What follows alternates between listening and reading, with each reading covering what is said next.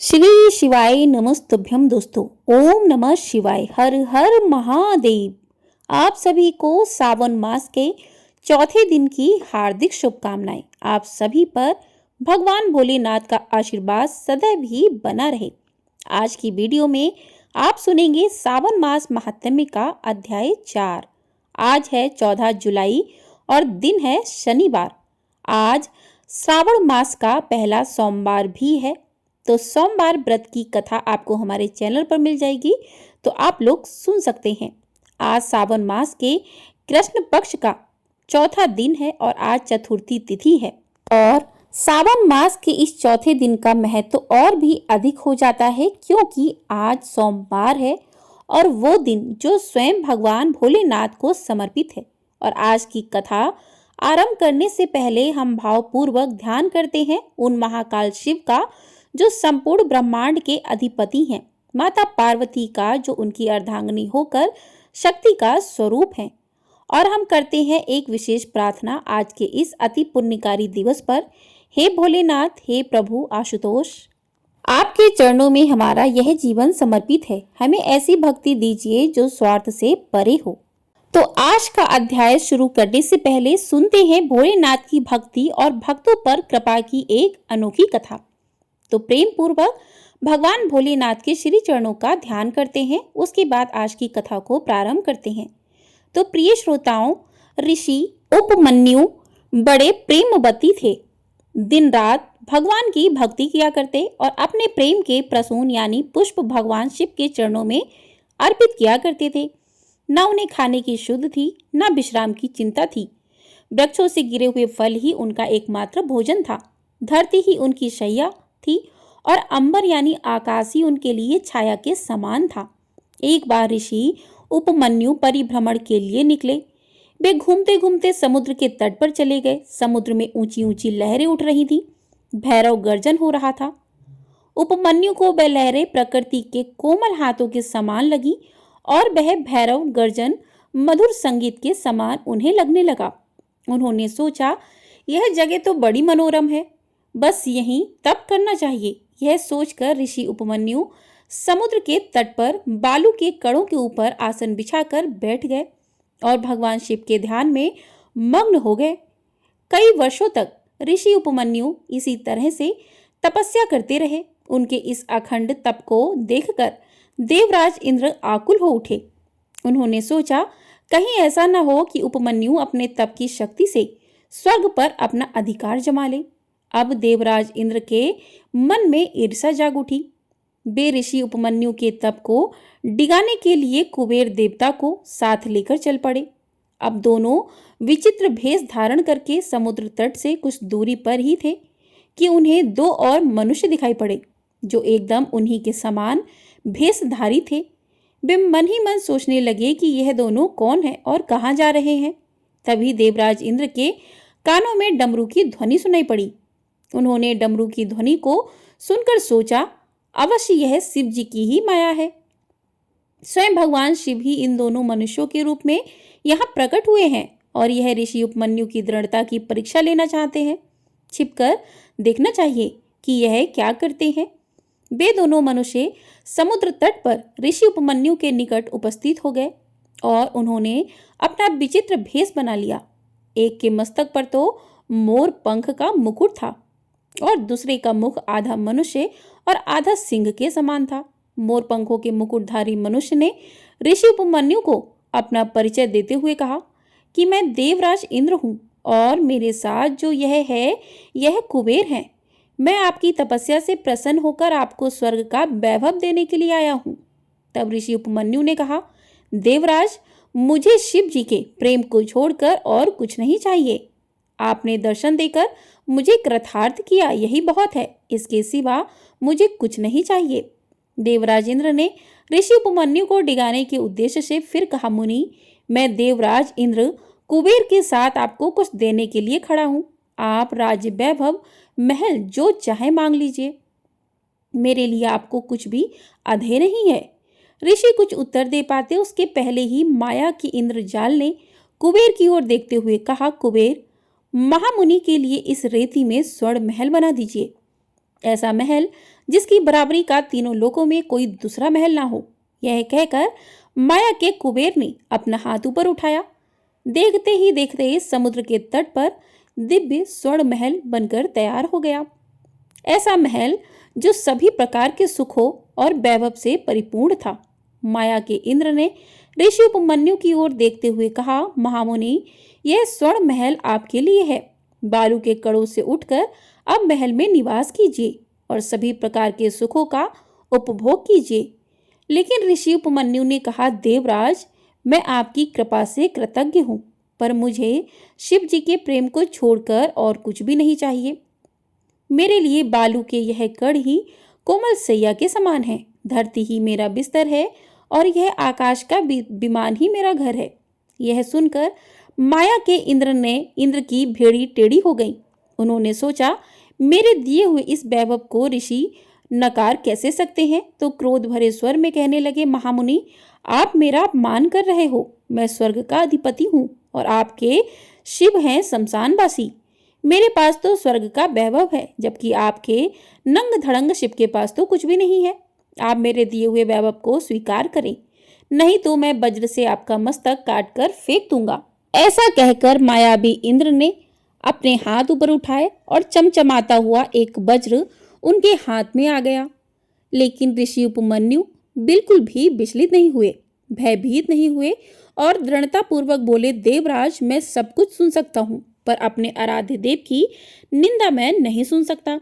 आपको अपने वज्र का अभिमान है, तो मुझे भी शिव जी के प्रेम का बल है। मैं अभी प्रेम की भक्ति से, शक्ति से आपके वज्र को खंड खंड किए देता हूँ।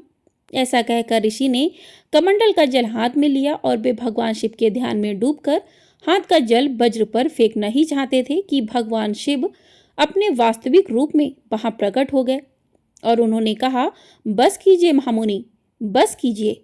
मैं तो आपके प्रेम पर मुक्त हो गया हूँ। आपने अपने प्रेम से मुझे जीत लिया है।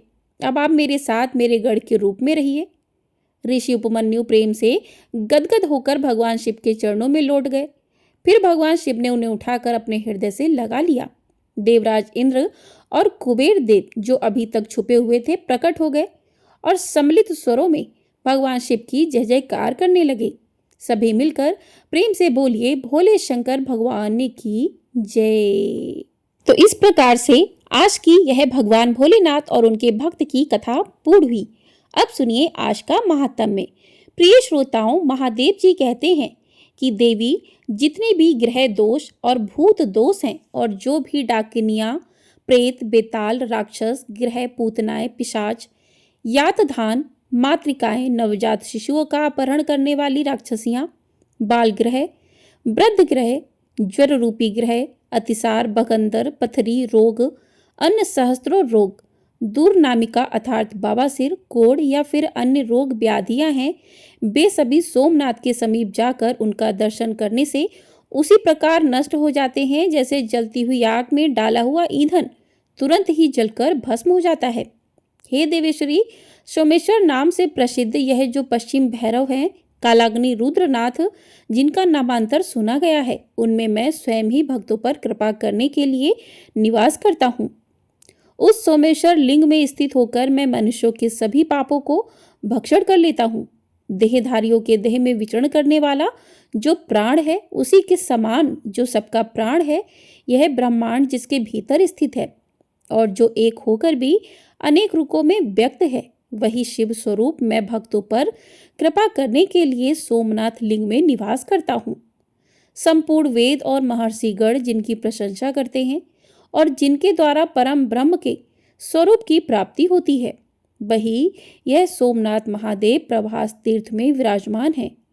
जैसे घर में छुपे हुए रत्न को कोई नहीं पाता, उसी प्रकार मेरे प्रभास रूपी घर में रत्न के समान स्थित इस सोमेश्वर लिंग के यथार्थ स्वरूप को कोई नहीं जानता।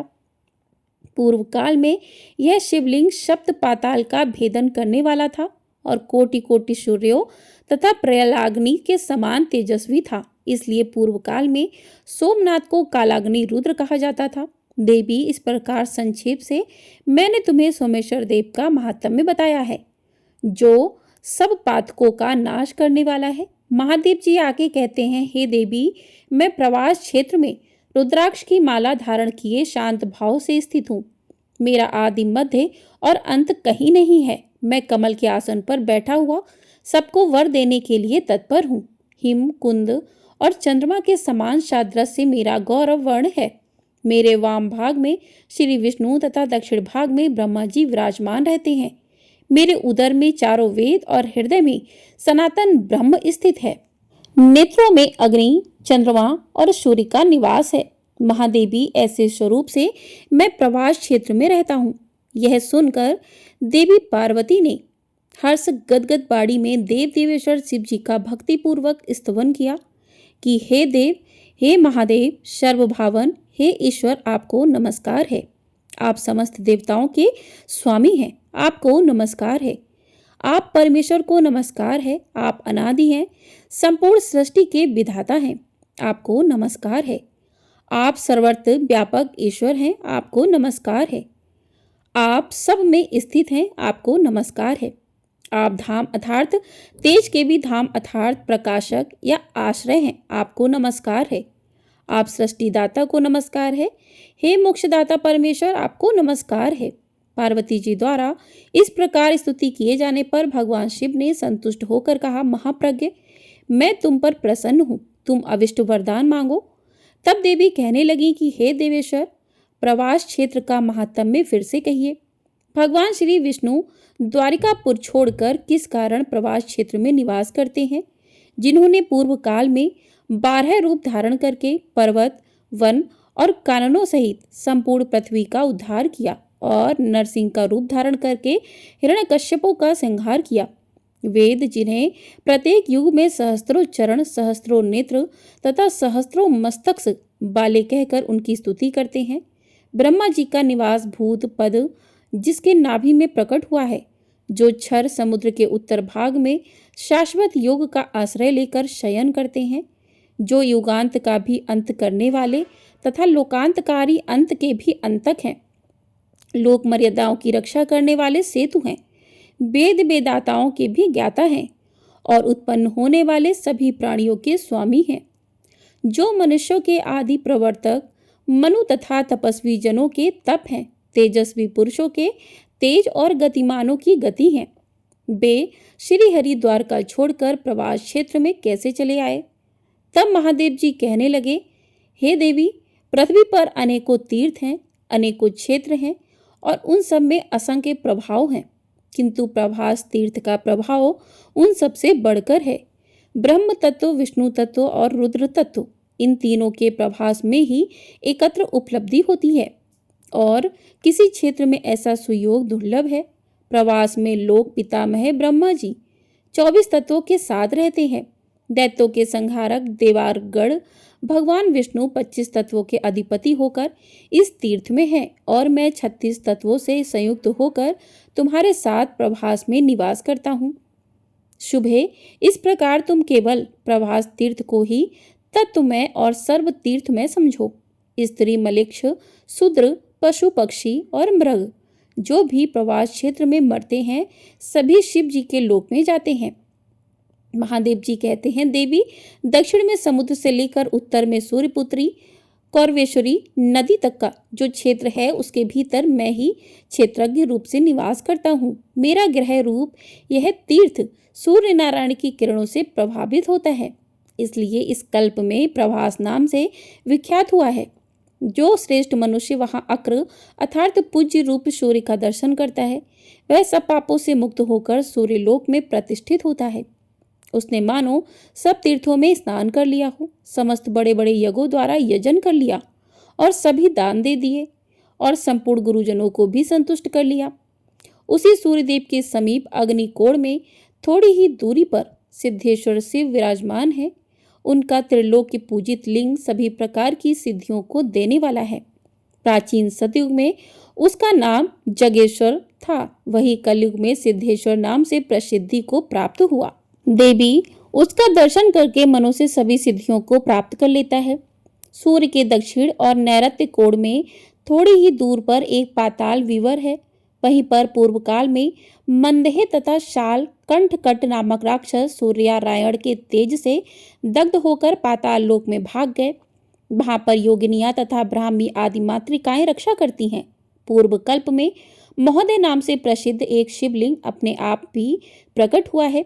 महात्मा जैगी शब्द उसका पूजन करने लगे। वे अपने सभी अंगों में भस्म लगाते और भस्म पर ही सोया करते थे। उन्होंने जब तब भ्रश के समान नाद और नृत्य और गीतों के द्वारा महोदय शिव को संतुष्ट कर लिया।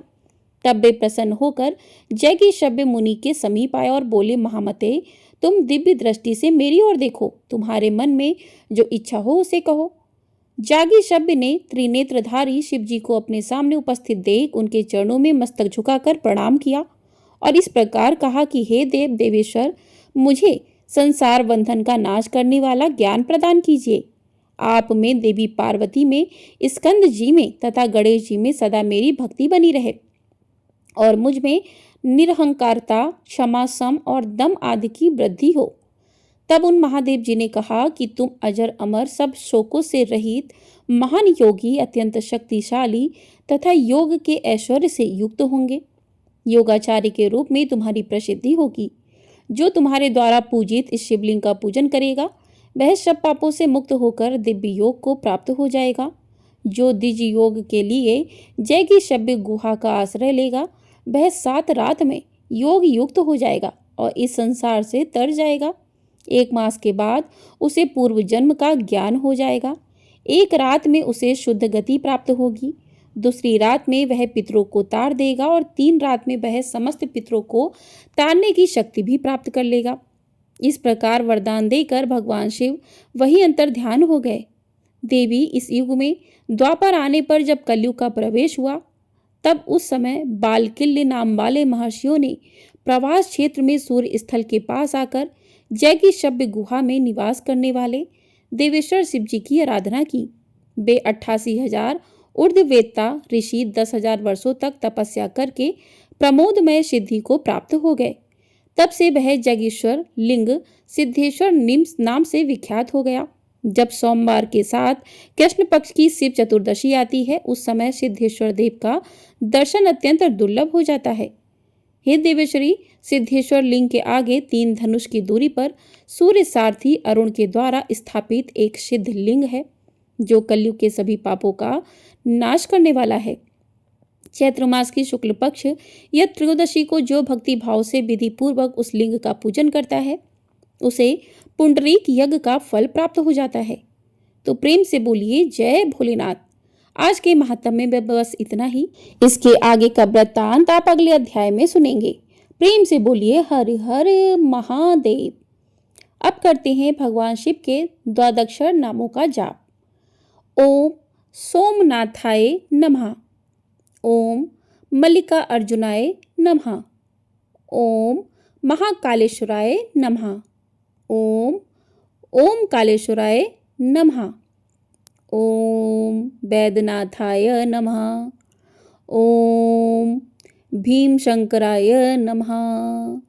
ओम रामेश्वराय नमः। ओम नागेश्वराय नमः। ओम विश्वनाथाय नमः। ओम त्र्यंबकेश्वराय नमः। ओम केदारनाथाय नमः। ओम कृष्णेश्वराय नमः। ओम नमः शिवाय। तो इस प्रकार से आज का अध्याय यहीं पर समाप्त करते हैं। इसके आगे का अध्याय कल की वीडियो में सुनिएगा।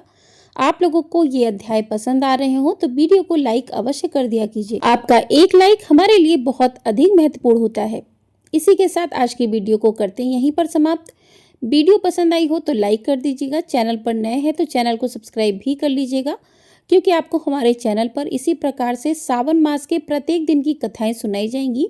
तो चैनल को सब्सक्राइब करके कमेंट बॉक्स में हर हर महादेव अवश्य लिखिएगा। प्रेम से बोलिए हर हर महादेव। ओम नमः शिवाय।